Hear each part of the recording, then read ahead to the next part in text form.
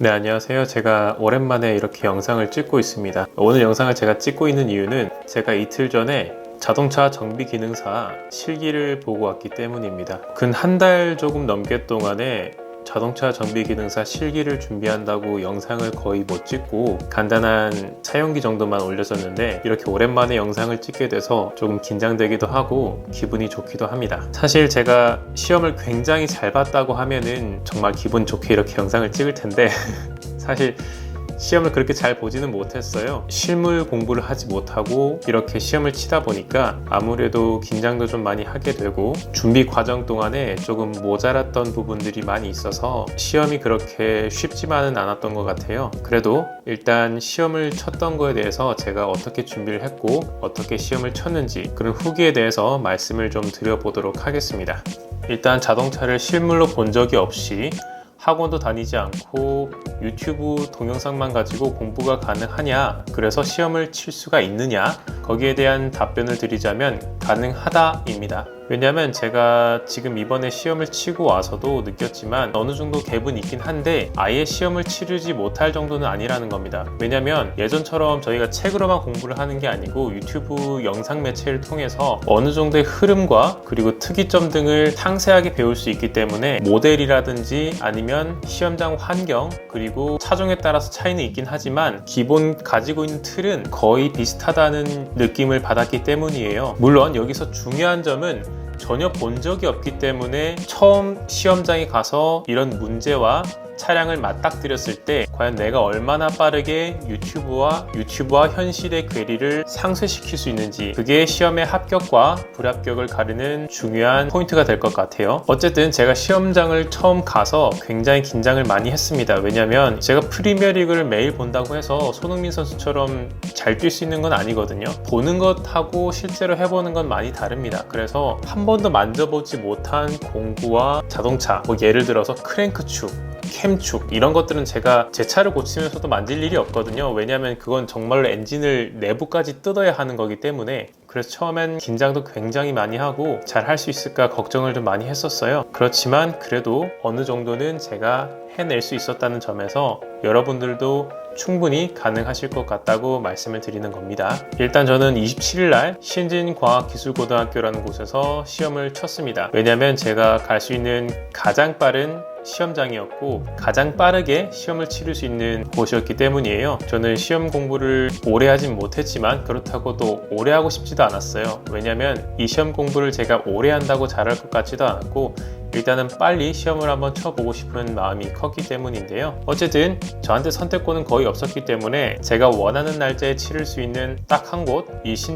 신진과학기술고등학교에서 시험을 치르게 됐습니다. 일단 시험 준비물을 먼저 말씀드릴게요. 뭐 수험표하고 신분증은 당연히 가져가실 거고 일반 수공구를 가져가셔야 됩니다. 저는 미러키를 주로 쓰는데 제가 쓰는 미러키 같은 전동공구는 절대로 안 됩니다. 기능사에서 이런 전동공구를 쓴다는 건 말이 안 되고 보통은 수공구를 가져가시는데 제가 주로 공부를 했던 빵빵가이님의 말씀처럼 라첼 렌치라든지 이런 걸 가져간다고 해서 되게 싫어한다거나 그런 건 없었어요. 거의 대부분의 수험자들이 라첼 렌치를 가지고 왔습니다. 괜히 스피드핸들을 사신다고 하지 마시고 그냥 소켓과 라첼 렌치를 하나 가져가시는 걸 추천합니다. 아마 2분의 1 소켓 가져가시면 거의 대부분 해체가 가능하실 거예요. 저 같은 경우에는 육각 볼트, 육각 소켓 가져갔는데 시험장마다 다를 수는 있겠지만 혹시 모르니까 12각 소켓도 가져가시는 걸 추천하겠습니다. 왜냐하면 크랭크 축을 해체하는데 12각 소켓이 들어가거든요. 그리고 롱노즈 플라이어는 필수로 가져가셔야 합니다. 왜냐면 저는 휠 실린더 문제가 나왔었는데 휠 실린더를 해체하려면 무조건 롱노즈를 가지고 라이닝을 제거를 해야 됩니다. 그래서 라이닝을 제거하기 위해서라도 롱노즈 플라이어는 필수로 가져가셔야 되고요. 이 문제 말고도 롱노즈 플라이어로 집어서 해체하는 문제는 다수가 나오니까 이 점 꼭 확인하시길 바랄게요. 스패너도 꼭 필요합니다.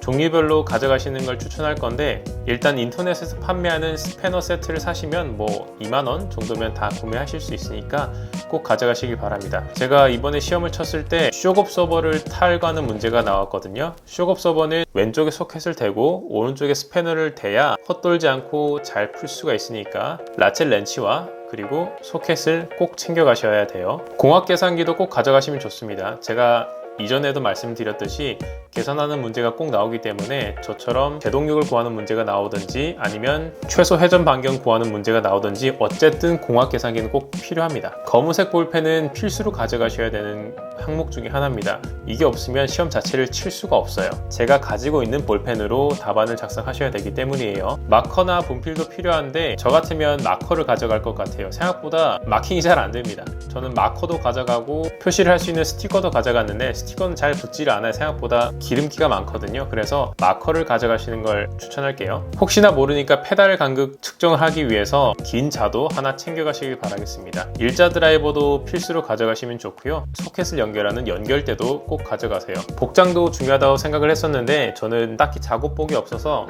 제가 가지고 있는 등산화 그리고 추리닝 위쪽에는 후리스를 입고 시험을 쳤습니다. 만약에 작업복이 있다고 하시면 작업복을 가져가도 되는데 없다고 해서 감점을 하거나 그런 것 같지는 않았어요. 시험 시간까지 대기실에 도착을 하시면 일단 신원 확인을 하시고 시험을 보게 되는 비번호라는 걸 받게 됩니다. 그냥 제비뽑기를 하면서 통 안에 있는 번호표를 뽑아서 제가 고른 번호대로 시험을 치르게 되는데 만약에 20명 정도가 있다고 하면은 5명씩 짝을 나눠서 4팀으로 나눈 다음에 엔진 1, 엔진 2, 셰시, 전기 이런 식으로 파트를 나눠서 돌아가면서 시험을 치르게 합니다. 근데 제가 번호를 6번을 받았거든요. 개인적으로는 뒤쪽에 번호를 받는 걸 좀 추천합니다. 저 같은 경우에는 일단 차 자체를 처음 보는 케이스였는데 처음부터 엔진룸을 뜯고 뭘 한다는 것 자체가 굉장히 부담스러웠어요. 그래서 저도 뒷번호를 받길 바랬는데 운이 없게 앞쪽 번호를 받게 돼서 바로 시작하자마자 엔진으로 갔습니다. 그러면 아마 저처럼 멘붕이 오실 거예요. 차라리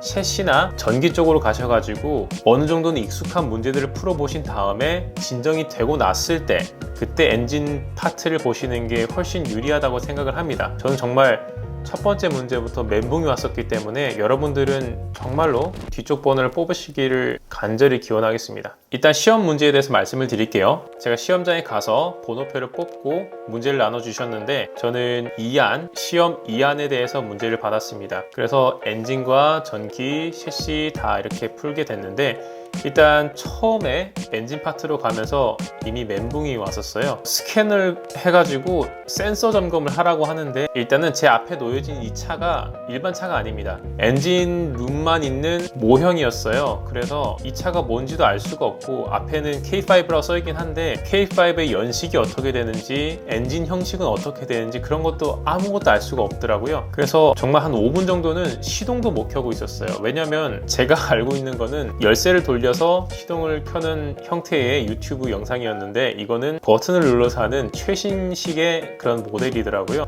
여기서부터 이미 정신이 나갔어요. 그래서 한 5분 정도는 시동도 못 켜고 있다가 겨우겨우 시동을 켰는데 뒤쪽에서 불호령이 떨어졌죠. 시동을 왜 켜냐고. 사실 저는 센서 점검을 하는 거기 때문에 당연히 시동을 켜고 하는 거라고 생각을 했는데 그게 아니라 키 온만 한 상태에서 시동을 키지 않고 문제를 푸는 거였어요. 이미 여기서 또 감점이 됐겠구나 싶으니까 머리에서 막 엉망이 되고 등에서 식은땀이 흐르고 난리가 났죠. 이 상황에서 겨우겨우 스캐너를 사용하려고 했는데 일단 스캐너에 차종을 입력하는 상황에서 또 막혔죠. 전 K5인 건 알았지만 연식이 어떻게 되는지 또 엔진 형식이 어떻게 되는지 전혀 모르기 때문에 커넥팅을 할 수가 없는 겁니다. 한참을 망설이고 있다가 이것저것 눌러보고 스캐너를 처음부터 끝까지 계속 해봤는데도 계속 연결 실패가 돼요. 그래서 어떻게 하나 또 걱정을 하고 있었죠. 근 10분을 낑낑대다가 옆을 살짝 보니까 책상 위에다가 이 차종과 연식, 모델을 다 적어놨더라고요. 바로 옆에 있는데도 저는 그 10분을 보질 못했습니다. 그만큼 시야가 좁아지고 정신이 없는 거예요. 그렇게 첫 번째 문제를 어떻게 풀긴 했는데 아마 잘해봐야 감점 아니면 실패로 적어졌을 것 같아요. 왜냐하면 문제 자체도 잘 못 풀었던 것 같아가지고 지금은 그 문제를 어떻게 풀었는지 기억도 잘 안 납니다. 그런 식으로 저는 시험 실기를 시작을 했어요. 그리고 난 다음에 매연을 측정하러 가라고 했는데 매연 측정하려고 하니까 차량이 없어요. 매연에 관한 측정 종이만 놔둬두고 앞쪽엔 차대 번호가 있는데 여기서 또 강력한 멘붕이 왔습니다. 저는 차대 번호를 외울 때 10번째 자리가 그 차종의 연식이라고 배웠거든요. 근데 제가 알고 있는 MN PS 이런 식으로 시작하는 차대 번호에 K는 없었습니다. 근데 10번째 자리가 K인 거예요. 아무리 생각해봐도 K는 제 머릿속에 없는데 어디서 나온 걸까? 그렇게 한 5분 넘게 또 고민을 했습니다. 과연 이 연식이 언제 건지 전혀 알 수가 없더라고요. 지금도 모르겠어요. 그래서 그것만 한 5분 넘게 고민을 하다가 어쨌든 쓰긴 써야 되니까 11번째짜리에 일이 있더라고요. 그래서 2001년식인가? 그리고 말도 안 되게 적었죠. 지금 생각해보니까 100% 탈락입니다. 그리고 제가 알고 있는 디젤 메어는 1, 2, 3차를 측정할 때 평균 값을 내는 건데 여기는 CO도 있고 HC도 있고 그런 거 같은 거예요. 근데 사실 지금도 이 문제를 정확하게 이해를 못하고 있습니다. 제가 어떻게 풀었는지도 잘 모르겠고 아마 이 문제도 100% 탈락이라고 보시면 될 것 같아요. 일단 연식부터 탈락입니다.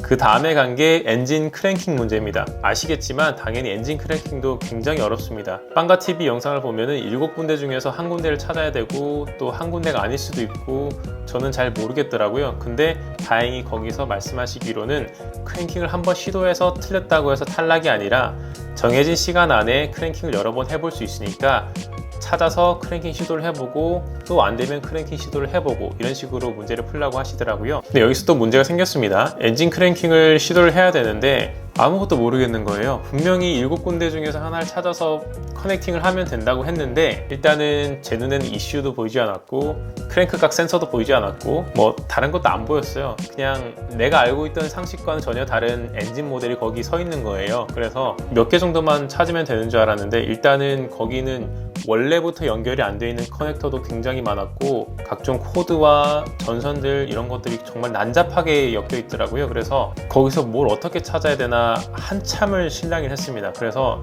일단은 손으로 이것저것 하나씩 다 만져보긴 했거든요. 근데 딱 봐도 이 두 개 커넥터가 맞는 것 같은데 연결이 안 돼요. 연결 자체가 안 맞게 돼 있고 이것 말고는 따로 보이는 것도 없는데 어떻게 해야 되나 싶어가지고 거기서도 한 5분 정도는 썼던 것 같아요. 그러다가 마지막 3분 남았다는 얘기를 듣고 크랭킹 한번 시도를 해보지 못하고 저는 계속해서 뭔가를 찾아내기만 했죠.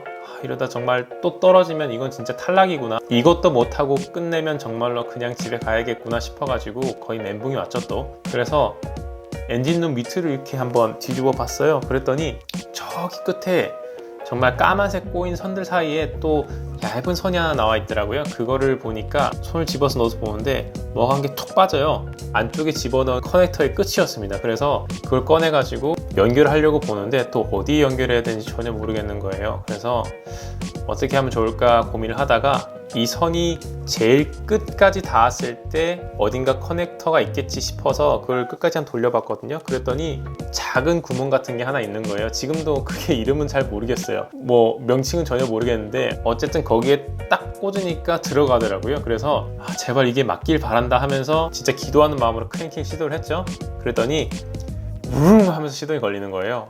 정말 죽다 살았다. 이것도 떨어졌으면 정말 그냥 집으로 가는 건데 그나마 엔진룸에서 하나는 건졌구나 이런 생각하면서 일단 엔진을 거의 마무리를 하고 있었습니다. 엔진에서도 조금 쉬웠던 문제들이 있었습니다. 다행히 맵 센서를 하나 떼오라는 게 있었는데 맵 센서는 어차피 스로틀 바디 쪽에 있으니까 그거는 제가 알고 있었거든요. 그래서 커넥터 하나 빼고 그리고 볼트를 좀 푼 다음에 가지고 가니까 다시 장착하세요 이렇게 말씀하시더라고요. 그래서 간단하게 장착을 하고 마무리 지었고요. 그 다음에 크랭크 축을 탈거하라는 문제를 받았는데 처음에 이 문제지만 받았을 때는 정말 제가 영상에서 봤었던 것처럼 엔진을 다 뜯어야 되나? 그런 생각을 했었어요. 왜냐면 크랭크 축이라는 거는 벨트를 다 풀고 로크암 커브 풀고 아래쪽에 오일팬까지 뜯어야 밑에 있는 크랭크 축이 나오는 거였거든요. 그래서 저는 이걸 크랭크 축을 정말 다 뜯어야 되는 건 아닌가? 그런 고민을 했었는데 다행히 시험장에는 크랭크 축만 뜯어서 놓여져 있습니다. 제가 해야 되는 거는 메인 베어링을 풀고 크랭크 축을 뜯는 거였어요.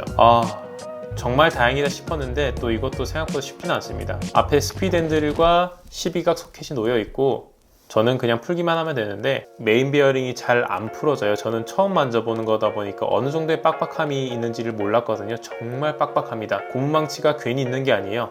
다 푼 다음에 고무망치로 이리저리 쳐가면서 겨우겨우 풀었습니다. 혹시나 잘 안 풀린다고 하실 때는 이 크랭크 각을 돌리는 핸들이 옆에 있으니까 크랭크 축을 돌려가면서 각을 맞춰서 망치질을 하시면 쉽게 푸실 수가 있어요. 뭐 다 하고 나서는 제가 휠 실린더하고 쇼크 업서버를 떼러 갔는데 휠 실린더는 말 그대로 쉽습니다. 그냥 라이닝만 앞쪽에서 제거를 해주시고 실린더를 뽑는 거라서 간단한 문제고요.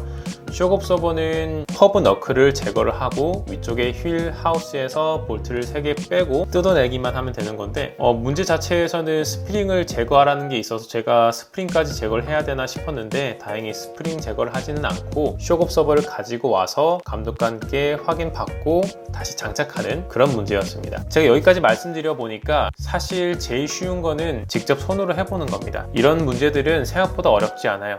해보면은 조금 시행착오가 있긴 하겠지만 이리저리 해보다 보면 거의 다 풀리는 문제들이거든요. 근데 제가 제일 어려웠던 것들은 확실히 스캐너를 이용한 문제들입니다. 스캐너를 사용해서 스캔을 하고 문제를 확인한 다음에 제가 보장 코드를 쓰고 또 어떻게 보장이 났는지도 확인을 해야 되는데 사실 그런 엔진 모형에 가서 제가 뭔가를 찾기는 쉽지가 않아요. 여러분들이 아마 차를 원래 보셨다고 하면 문제가 없겠지만 저 같은 사람은 정말 눈앞에 두고도 뭐가 문제인지 찾을 수가 없더라고요. 이런 문제들을 머릿속으로 시뮬레이션 정말 많이 하고 가셔야 아마 별로 문제가 없으실 거예요. 좀 어려웠던 문제를 또 하나 말씀드리자면 경음기를 측정하는 겁니다. 경음기 측정하는 게 별거 있겠냐 하겠지만 아까도 말씀드렸던 연식 확인부터가 문제가 됩니다. 다행히 여기서는 연식 확인을 할 수 있게 차 대번호 옆에다가 정말 연식을 적어 놓으셨어요. 그래서 다행히 알 수가 있었는데 역시나 K자는 저는 지금도 모르겠습니다. 근데 그것뿐만 아니라 경음기를 측정하는 측정기 자체도 제가 유튜브에서 보던 거하고는 전혀 다른 거였어요. 빵빵가이님의 것도 아니었고 카다님의 것도 아니었고 전혀 새로운 LCD의 형태였는데 일단 전원을 켜고 측정 값을 입력하기 위해서 제가 세팅을 해야 되는 부분들도 전혀 모르는 것들이라서 하나하나 다 눌러보면서 거의 경음기를 10번 정도 눌렀던 것 같아요. 그래서 아마 옆에서 욕을 좀 먹었던 것 같은데 겨우겨우 측정을 하고 일단은 적긴 했습니다. 하지만 실제로 조작을 하실 때 제대로 세팅 값을 놓지 못하시면은 아마 측정 자체가 잘 안 되실 거예요. 그래서 미리 세팅 값을 잘 확인하시고 경음기 측정법도 인지를 하시고 그렇게 가셔야 됩니다. 절대로 세팅이 다 되어 있지 않다는 거 알고 계셔야 돼요. 발전기 충전 전류하고 전압을 확인하는 문제도 있었는데 저는 이것도 틀렸습니다. 발전기 전압하고 전류를 반대로 해가지고 제가 일단 측정 자체를 제대로 못했고 그리고 멘붕이 오다 보니까 이게 볼트인지 암페어인지도 모르겠어가지고 V도 제대로 못 적고 A도 제대로 못 적고 결국에는 뭐 이것저것 생각하다가 둘 다 V로 적어버리는 그런 말도 안 되는 짓을 했죠. 지금 생각해보면 말이 안 되는데 그때 당시에는 혹시 이게 맞나? 라는 그런 생각이 들기도 하더라는 거예요. 그래서 긴장을 하시다 보면은 저처럼 이런 실수를 하게 되시니까 절대로 그렇게 하지 않도록 전기 파트 그리고 스캐너를 이용하는 파트들은 꼭 시뮬레이션을 정말 많이 하고 가셔야 현장에서 당황하지 않으실 거예요. 그리고 사실 스캐너 자체도 제가 본 프로그램들과는 정말 다릅니다. 정말 최신식의 그런 좋은 장비들을 가져다 놔서 제가 아는 그런 스캐너가 아니었어요. 그런 파란빛 나오는 그런 게 아니고 정말 터치를 이용해서 모든 걸 컨트롤하는 그런 종류의 스캐너이기 때문에 여러분들이 아마 가시면 조금 당황스러우실 수도 있습니다. 사실 문제를 여러 가지 말씀드리긴 했는데 결론을 말씀드리자면은 제가 받은 문제 이하는 제가 보기엔 좀 쉬운 편이었던 것 같아요. 뭐 그렇게 복잡하게 계산할 필요도 없었고 제가 조금만 준비를 해가면 되는 거였던 것 같은데 사실 제 준비 기간도 짧았기도 하지만 제가 공부를 많이 안 한 것도 탓이 있어서 사실 떨어진다고 하면 제 불찰입니다. 그래서 여러분들이 아마 시험을 보시게 된다고 하면은 유튜브를 통해서 여러 가지 참고를 하시고 머릿속으로 시뮬레이션을 많이 하시면서 계산 문제 같은 것도 많이 풀어보시고 그렇게 가시면 충분히 학원 없이 독학으로도 아마 합격을 하실 수 있을 거라고 생각을 합니다.